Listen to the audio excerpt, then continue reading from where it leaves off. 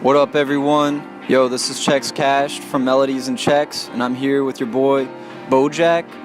And yeah, we're about to go into it. Yo, Bojaq, how are you doing tonight? I'm good, man. I'm great. The city looks beautiful right now. It's nice and warm. Feeling good. We're stooping it out right now, somewhere in the LES, not too far from a few bars you might be at the night before hearing this, the night after, who knows, you know? So yeah, man, like Bojaq, where are you from, and what's the type of music you sort of approach, and just tell us about yourself a little bit. Yeah, sure. I'm born and raised in the Bronx, currently residing in the Bronx. Been in New York my whole life, for the most part. In terms of my music influence, right now it's definitely been anywhere in the 160 BPM range just as of late. I stick to anything that has a really kind of a hood or hardcore gritty vibe to it, whether it be like some gritty electronic music or some old school hip hop. Anything that kind of portrays like a hood mentality, which is what I kind of grew up with, whether it be footwork or whether it be hip hop. I definitely, for a good chunk of my life, was all about dubstep and drum and bass and jungle. But very recently, it's been mostly footwork. Word.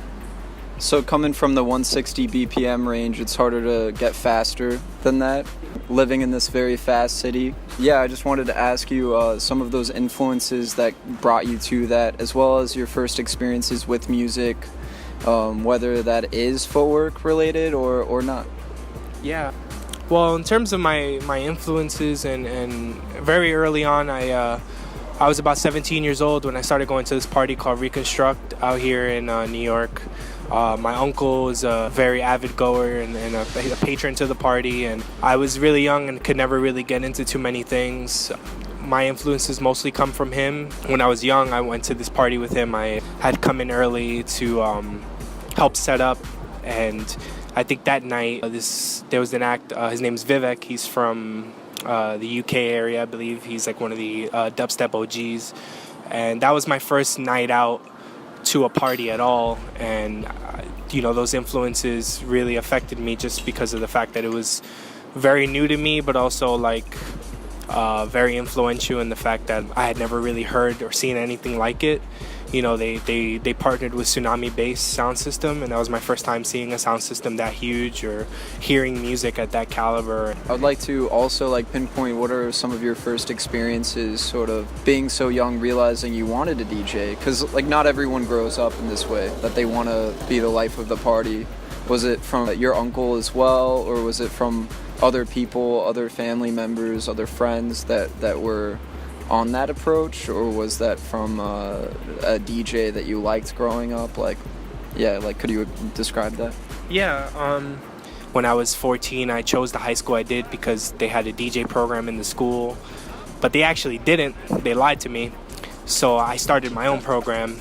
Me and like 5 other kids, we just taught ourselves to DJ, and we would throw little like, I guess, school dances in the gym every few months just to train ourselves. Like our homework was to do like 10-minute mixes and stuff. And you know, I always had this influence of either DJing or doing music. I always wanted to, but as I got older and I started to meet some other like-minded individuals, I think around 17, 18, I got with a friend of mine. His name's Manny. He goes by Mr. Pink, and he was really into UK garage and a lot of house music, and like we really explored that realm together. As I continued to explore that realm and do my research on who's making the music and the influences, you know, from UKG I went into and found dubstep, of course, through the Reconstruct parties, as I said. And I think I did my first gig in Brooklyn in 2015 or 2014, and that's when I met Kush Jones. I found out he was also from the Bronx, and we kind of connected that way. We found out that we lived within 15-20 minutes of each other. And at that time, I had first discovered footwork at a Reconstruct party. The day that Rashad passed, they were playing his music just to kind of commemorate him, or just to give a rest in peace to the bro. And you know, I was already put on to 160 BPM music and juke and footwork. And once I made the connection with Kush and we realized we were from the same hood or the same area, we just linked up back home, and you know, he pretty much introduced me to everyone I know now from Juke Bounce work and from Poppy Squad, whether, you know, Blanco, El Blanco Nino and Bass Bear. Like, he introduced me to them. Word. Yeah, man. I mean, you guys are sort of in this very nice pocket of electronic music that hasn't really been like really harnessed in American pop culture yet. It's still a subculture. You're also in this new generation of that blood. Also, another band I would like to ask you about, which is Poppy Squad. It's sort of a separate crew that you guys are creating. Could you tell us some of those members, you know, if you can name check, as well as where you're going with the music, if it's farther away from footwork, or if it's more towards another genre, or if there's any goals of, you know, trying to do something different? So could you describe a little bit about that? Yeah, sure.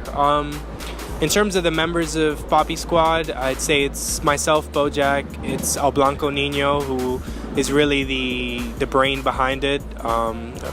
There's Bass Bear, Amen, the producer, John P. and Rainey, who are two rappers, and Rainey also produces. He's also part of the crew. And then all of us are based out of the Bronx. And then in Jersey City, we have two members, which are Los and Scata.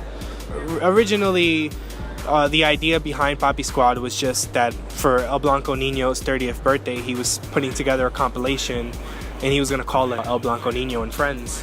And it was going to be a compilation of tracks just from all of us. But eventually, after going through the track list and seeing how much of it was really just our own music, El Blanco Nino and Los kind of had the idea to just call it Poppy Squad, because that was just something that we always kind of referred to ourselves as. Even back, there's lineup flyers from 2016 and 2017. I think there was one where Los, Scata, Blanco, and Amen were DJing, and instead of listing all those names, it was just easier to say the Poppy Squad. So when it came time to call the compilation something, we just went with that.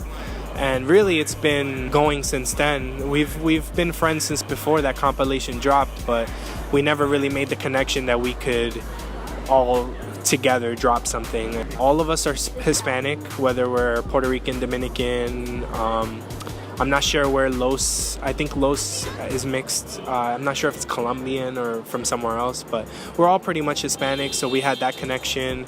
A good amount of us are from the Bronx, so that was a major part of it, you know, being able to connect with like-minded individuals from your own city, especially Blanco and Bass Bear. They were the main influences for me to maybe work on like trap music and just, you know, hip-hop beats in general that I never really thought to do. They had that record Brujas with Princess Nokia that, yeah. What are some of the, like, you've already described trap as being sort of outside of the circle for what you're into. Are there any actual other genres you've been pursuing or listening to lately that you've been inspired by?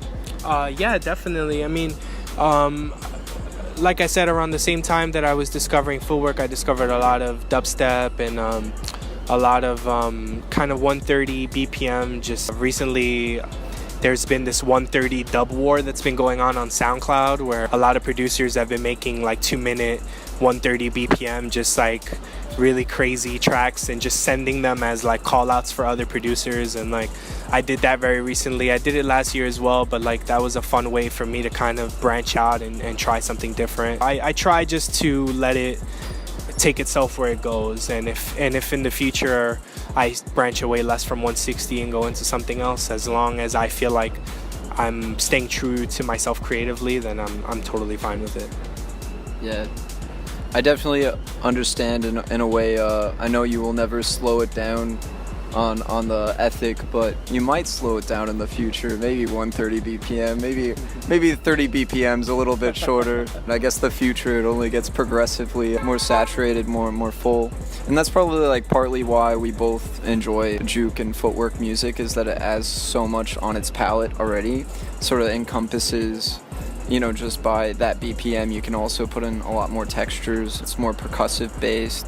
For me, one of the main things that attracted me making footwork and making juke, whether it's me getting on the mic and saying like a quick line that's a little ridiculous and just making a track off of it, or just like the really deeply broody like synths that you hear in a lot of footwork. I didn't realize that's what I was looking for until I found it, and once I found it, I didn't really turn around and look back. It's hood, but like it's also electronic, and that I feel describes me very accurately. Yeah. So, Bojaq, do you have any thoughts that you've been thinking about throughout this conversation you would like to bring up? Some points we haven't made? My homies out in the Bronx, we all kind of look to each other in terms of where we're going to go forward. So I think that from here on out, the music that I'm going to be making and the type of direction that I'm going to be going with is going to just continue to get more personalized. I just think that from here on out, it's just going to get better and better. I'm grateful. I'm just grateful for anything. I'm grateful for anyone who listens. I'm grateful for anyone who takes influences from us or takes influences from what we take influences from. I realize that a lot of the things I get put onto are just because people that I meet are so emotionally invested into something that it makes me get invested into it. And I think if I can portray that emotion in my music, I can get people to just kind of get their own emotion invested into it as well. Yeah, just be on the lookout, you know? Word. Yeah, man. Remember to shout out your boy Bojaq whenever he's at a Poppy Squad show or in your hood playing, whether that's LA, Chicago, New York. This kid is talented, man. He's about to be up, and same with all of the people he's around. Like I can attest to that myself. And I'm excited to interview more members of Poppy Squad and work with you guys in the future. You guys are really doing something that needs to happen as well. Like coming from a New York podcast, like Checks and Melodies. Pretty much we're just trying to showcase different vibes that are happening, and like the thing about Footwork itself is that it's not even a New York based music, it's mainly like Chicago based, but from these producers being in so many areas being affected from that root, it's grown into a genre that's global, you know, and there's definitely this energy that we would like to see more of in New York, and that we would like to basically represent. And yeah, we're clocking out on this beautiful August night. Peace. Melodies and Checks.